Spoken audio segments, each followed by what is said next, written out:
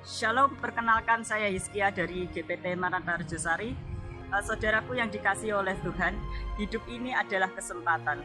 Dan pada akhirnya kita akan meninggalkan dunia ini dan kita akan bertanggung jawab kepada Tuhan. Pribadi lepas pribadi. Heavy and quality. Yang Tuhan cari di dalam kehidupan kita ialah roh yang berbobot dan berkualitas. Dan hal ini mengingatkan saya pada kisah suatu seorang Raja Babel yang bernama Raja Belsyazar, yang merupakan anak dari Raja Nebukadnezar, saudaraku. Mari kita baca kisahnya di dalam Daniel pasalnya yang kelima, ayatnya yang ke-24, saudaraku, sampai yang ke-28. Sebab itu ia menyuruh punggung tangan itu dan ditulislah tulisan ini.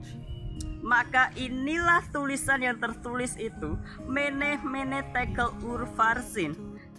Dan inilah makna perkataan itu, saudaraku. Mene, masa pemerintahan Tuanku dihitung oleh Allah dan telah diakhiri. Tekel, Tuanku ditimbang dengan raja dan didapati terlalu ringan. Peres, kerajaan Tuanku dipecah dan diberikan kepada orang Media dan Persia.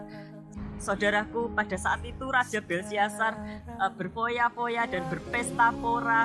Dan perlu saudara tahu, Raja Belsyazar ini juga tidak mengindahkan Tuhan, saudaraku, dengan memakai perabotan bait Allah untuk berpesta pora di istananya, saudaraku.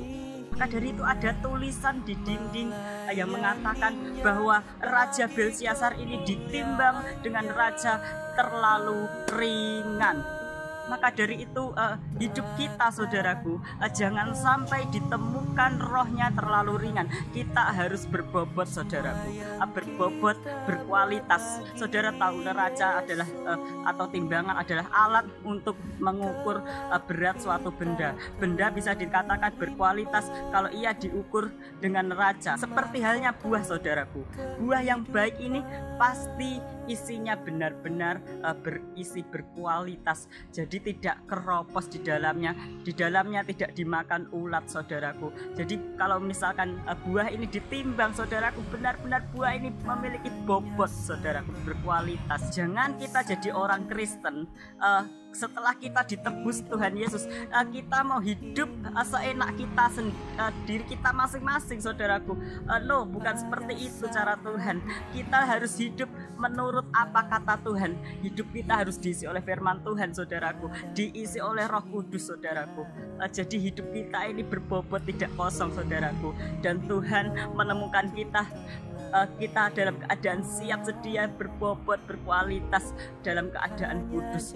Ada 10 gadis, saudaraku, yang 5 bijaksana, yang 5 bodoh. Yang 5 bijaksana ini, saudaraku, ia mempersiapkan di dalam wadahnya minyak yang penuh, saudaraku, sehingga ia tidak khawatir minyaknya untuk menyalakan lilin ini, menyalakan pelita ini akan habis. Sedangkan yang kelima gadis yang bodoh ini, saudaraku, ia tidak mengisi penuh minyaknya, ia membiarkan kosong, saudaraku, sehingga dibiarkannya habis, saudaraku. Sehingga ketika mempelai pria datang, saudaraku, maka kelima gadis yang bodoh ini tidak siap sedia, saudaraku, karena minyaknya kosong, saudaraku. Tidak ada minyak dan tidak boleh masuk, saudaraku.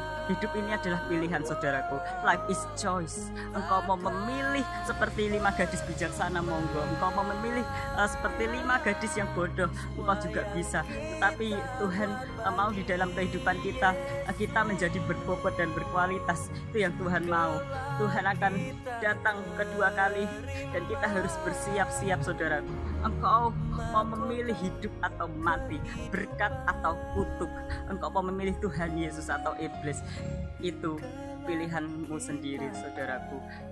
Yang penting Tuhan rindu kita anak-anaknya bersama bertumbuh dan memiliki kualitas. Tuhan rindu hal tersebut karena Tuhan ingin kita berbobot dan berkualitas. Tuhan ingin kita kudus sampai kesudahannya, saudaraku. Tuhan Yesus memberkati.